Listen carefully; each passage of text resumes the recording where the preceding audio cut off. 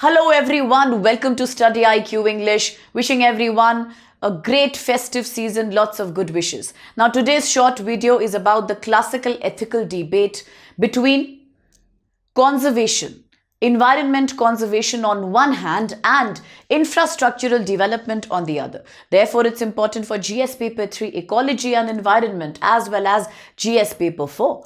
The ethical debate between infrastructural growth and preserving the ecology. And that came into light as on December 19th, the Supreme Court of India has given a very important judgment. This jurisdiction has now concluded the 4-year-long litigation over protecting the critically endangered Great Indian Bustard. Before I proceed with this article, before I proceed with this short video news, quickly tell me in the comment box which states in India or which state in India have the Great Indian Bustard as their official state bird.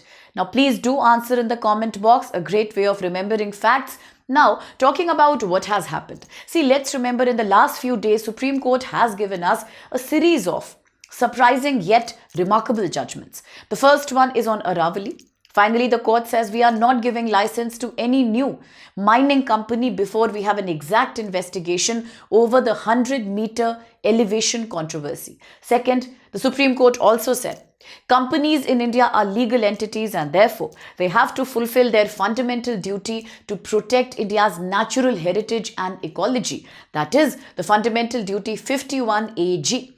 Today, once again, the Supreme Court has finally said that we are going to protect the Great Indian Bustard, a critically endangered species, by permanently restricting, permanently controlling where the power transmission lines can be built in Rajasthan and Gujarat, areas that are rich in renewable energy potential.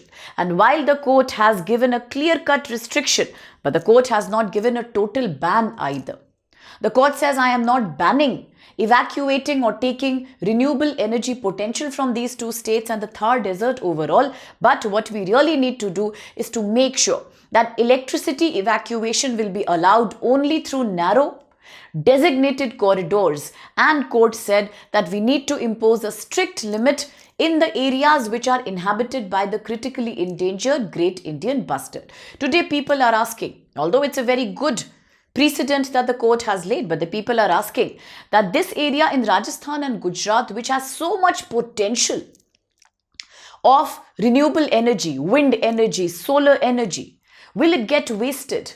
If we keep on putting so many restrictions, will we not able to evacuate energy potential from these areas? After all, India is committed to its nationally determined contribution of achieving carbon emission reduction by 45% of GDP by 2030. We promised it at Belém, Brazil COP30 summit as well. And now looking at the controversy as such, yes, we are looking at how the Supreme Court has today once again strengthened the responsibility of safeguarding the critically endangered GIB, the Great Indian Bustard. The court is saying we will not allow power or electricity transmission lines to pass from the areas that are inhabited, that are rich in the population of the Great Indian Bustard. The whole big controversy was ultimately about India's Green Energy Corridor, the GEC in Rajasthan and Gujarat. So the whole controversy comes from this area about the Green Energy Corridor. So what has the court said? The court clearly said on December 19th, 2025 that we are going to first prioritize conservation of the Great Indian Bustard species.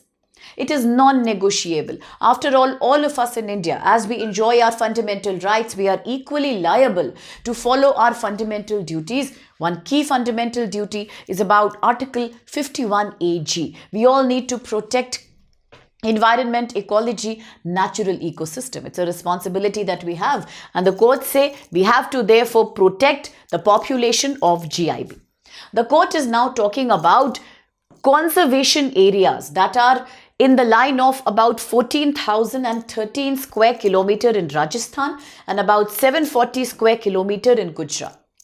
Within these zones, the government today says, the Supreme Court today believes there has to be no new wind turbine. Now do remember and don't forget, Wind turbine and an experimental wind turbine project was also in the news about few weeks before from the Dhanushkodi area.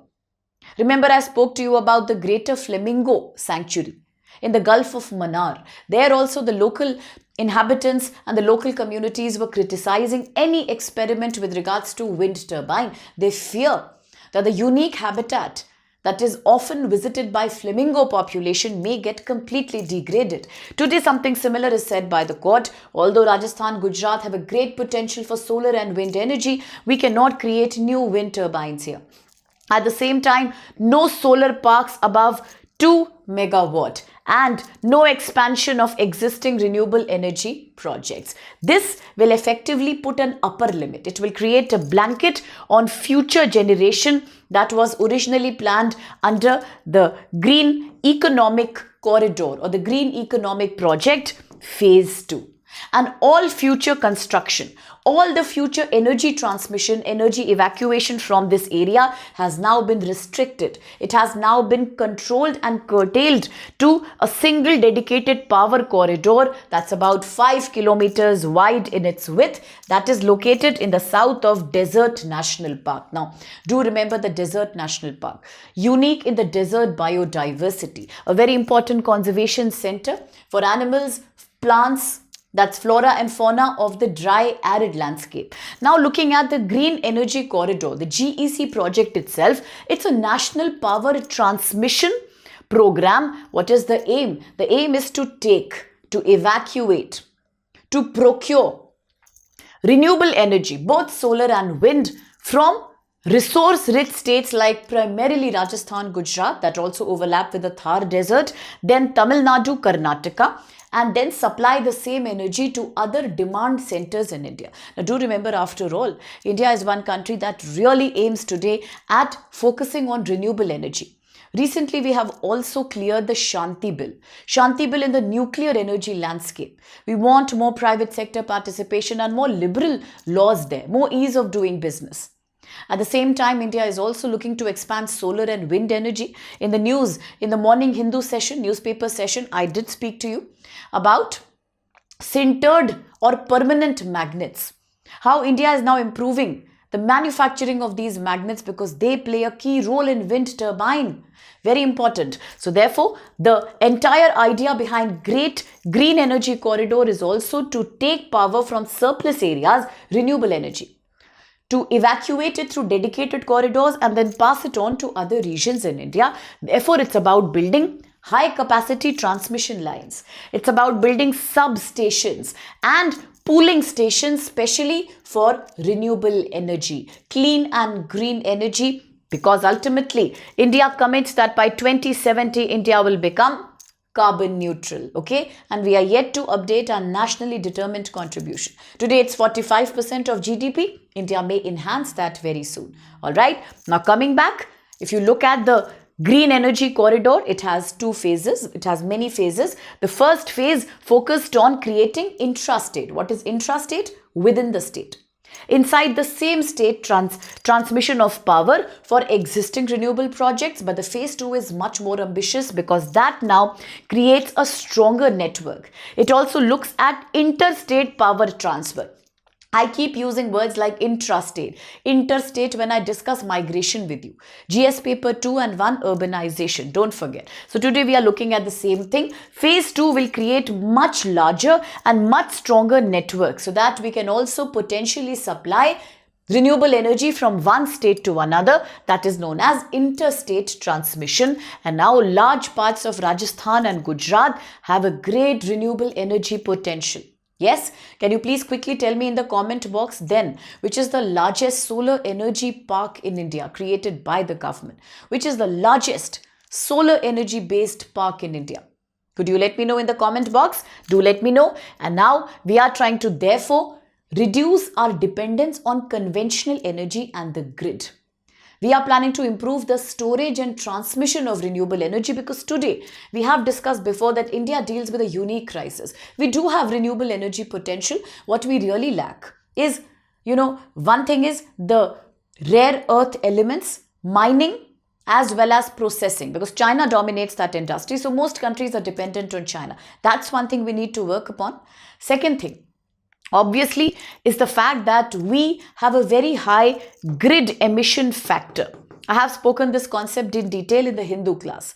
The grid emission factor continues to be high in India. So today the government tries to mitigate that by providing renewable energy outside legal grid access. Today the Supreme Court's judgment that yes, you can take as much renewable energy as you want from Rajasthan and Gujarat.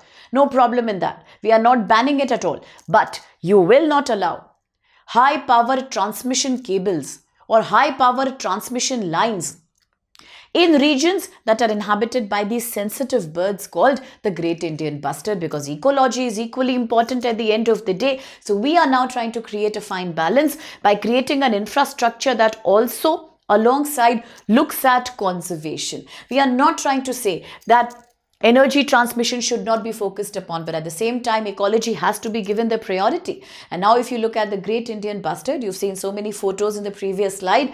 Yes, it is one of the heaviest flying birds in the world, and it's the state bird of Rajasthan. Remember, I asked you a question. Then, it also is a flagship grassland species, and it is a key indicator of ecosystem health. I often talk about ketone species. Remember, we were discussing the fig tree as one of the case studies in UPSC CSAT exam. GS paper 1 also this question has come. Then we spoke about polar bears, apex predators. We spoke about the Big Cat Alliance that India had initiated. Today, so many countries are a part of that alliance. Even then, we spoke about how should we protect all the species of the big cats. Why? Because they are a very important element of the entire food chain. Same thing is about the Great Indian Bustard. A healthy population of the bird indicates a healthy ecosystem. And it is typically found in the arid and the semi-dry landscapes. That's Rajasthan, the Thar Desert region. And if you look at how endangered it is today, then looking at the IUCN, International Union for Conservation of Nature, that also is known for its Red List publication, a body that is headquartered in Gland in Switzerland, says that it is a critically endangered species. If you look at India's Wildlife Protection Act 1972, it's coming under Schedule 1. That means it needs utmost protection. The government will have to allocate funds and coordinate to protect it on priority, looking at sites which prohibits any kind of international trade in flora and fauna that are endangered. It comes under the first appendix itself. So that was all about the Great Indian Bustard. And now that we are discussing about this unique bird, it's equally important to know about the Desert National Park. That's the key habitat of the Great Indian Bustard. It is usually found in states like Rajasthan, Gujarat. Then small pockets are also visible in Karnataka, Andhra Pradesh. Okay, so it has a very limited population, limited to very few states in India. And do remember all these facts for your exam. In the meantime, let's practice a quick prelims question. Question says, with reference to Supreme Court's recent judgment on the protection of the Great Indian Bustard and its impact on the green energy corridor, the debate between ecology conservation and development. Look at these statements here. 1. The Supreme Court has completely stopped, banned, put a moratorium, prohibited the development of new renewable energy projects of any capacity within all identified Great Indian Bustard habitats in Rajasthan, Gujarat. 2. The judgment makes it compulsory that future power evacuation from GIB, Great Indian Bustard habitats, must be routed through a limited number of designated transmission corridors. 3. The court has rejected blanket requirement for undergrounding of all high voltage transmission lines across the GIB, the Bustard habitats. So quickly let me know which of these answers, which of these options are true. And as you answer the question, there's a quick reminder. Please listen to me carefully. It's a great news as we wish you a great new year, as we celebrate the season. Here's a great announcement at StudyIQ as well. You know that we are now starting on 26th December, so mark the calendar please. We are starting on 26th December, the dedicated 2027 and 2028 batch. And if you are someone who's really working hard for UPSC 2027 or 2028, now is the time to enroll for the course. Why? Not only because we will cover all the GS, answer writing, essay writing in mains, plus prelims, CSAT, GS1, news, current affairs, books, material, everything will be provided by us. One-on-one mentorship too. What's the price? Don't think the price is the normal price or the normal discount. No, because here's a great news for you. We are offering a special largest sale of the year on our platform. All the courses at StudyIQ, you will get flat 50% off. So all you need to do is to use code SPLIVE and then let your favorite faculties become a part of your journey.